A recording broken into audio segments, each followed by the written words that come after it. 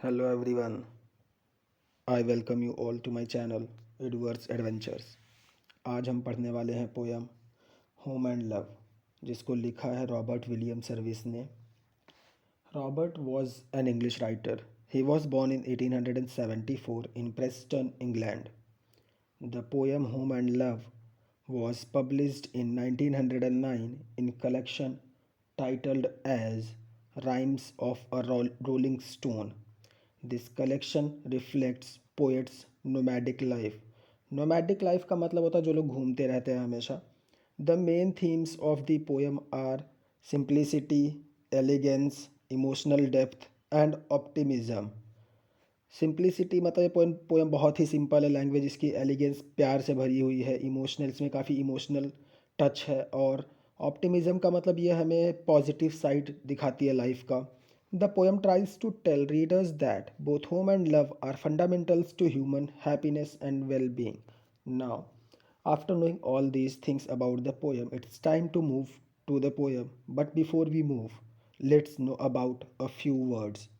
Gracious दयालु, tenderly प्यार से स्नेहपूर्वक, बिटरनेस कड़वाहट, सेल्डम शायद ही, हैंड एंड ग्लव साथ साथ, डिवाइन दिव्य, प्रेसफुली प्रशंसा करते हुए। Now after knowing these words, we have the time to move to the poem। So the poem Home and Love starts just home and love। The words are small, four little letters unto each, and you will not find in all the wide and gracious range of speech two more so tenderly complete। So in this line poet is saying that कि जो शब्द है home and love ये बहुत ही छोटे शब्द हैं और दोनों ही वर्ड्स में चार चार लेटर्स ही आते हैं। इसके बावजूद इन शब्दों के इतने छोटे होने के बावजूद भी जो हमारा पूरा इंग्लिश लैंग्वेज है, इंग्लिश की जो भाषा है, इतने इतने सारे ढेर सारे शब्द हैं, कोई और शब्द नहीं है इन शब्दों के अलावा जो हमें कंप्लीटनेस की फीलिंग देता है। ये जो वर्ड्स है होम एंड लव, जब भी ये साथ में आते हैं तो अंदर से एक अलग ही फील आता है। So that's why poet is saying that कि ये जो बहुत ही वाइड, बहुत ही बड़ी सी भाषा है, gracious range of speech, speech मतलब लैंग्वेज, इसमें जो ये वर्ड्स हैं ये टेंडरली मतलब लगभग लगभग प्यार से लगभग कंप्लीट हो ही जाते हैं। ओके, नाउ आगे। When angels talk in heaven above, I am sure they have no words more sweet than home and love. आगे पोएट कहते हैं कि ये सिर्फ धरती पर ही नहीं, मुझे पूरा विश्वास है कि जो एंजल्स, जो हेवन में बैठी हुई एंजल्स हैं, वो लोग भी जब आपस में बातें करती होंगी, करते होंगे, तो उनकी जो लैंग्वेज है उसमें भी जो बहुत सारे वर्ड्स होंगे, उनकी लैंग्वेज में भी जब ये वर्ड्स आते होंगे होम एंड लव, तो उनके पास भी इससे प्यारा कोई शब्द नहीं होगा। So here we have ended our stanza first. I hope आपको ये स्टैंजा समझ आया होगा। Now we will move to stanza number two. Stanza two. Just home and love, it's hard to guess which of the two were best to gain। Home without love is bitterness, love without home is often pain।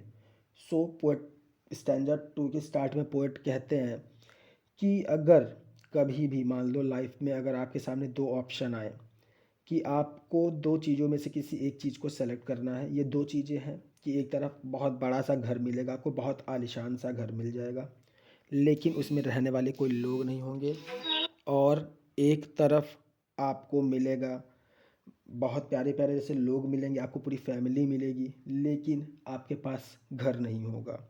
तो poet यहाँ पे कहना चाहते हैं कि इन दोनों में से किसी एक को सेलेक्ट करना बहुत ही मुश्किल काम है हमारे लिए। सबसे मुश्किल काम कोई है तो इन दो चीज़ों में से किसी एक चीज़ को सेलेक्ट करना।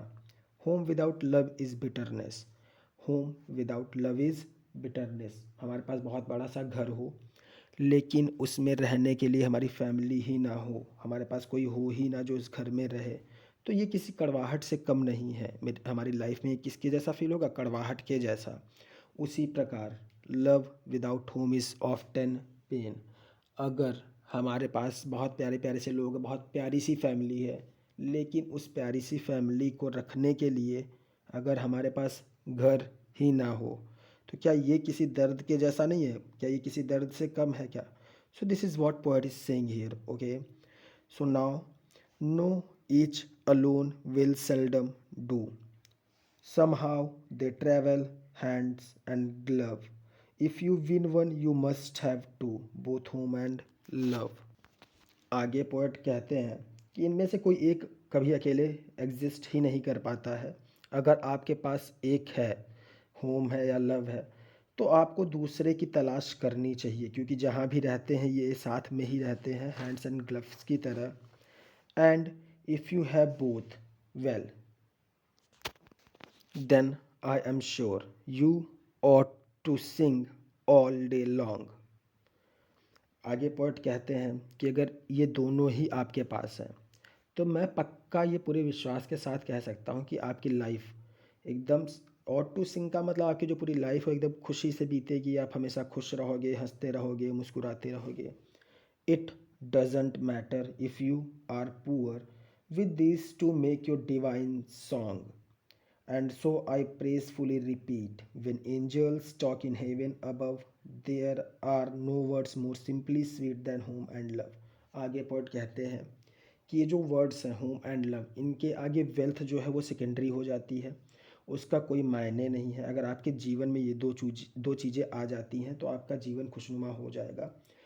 यहाँ पे डिवाइन सॉन्ग का मतलब है आपकी लाइफ जो है वो एक तरीके से पूरी डिवाइन हो जाएगी, दिव्य हो जाएगी, अलौकिक हो जाएगी।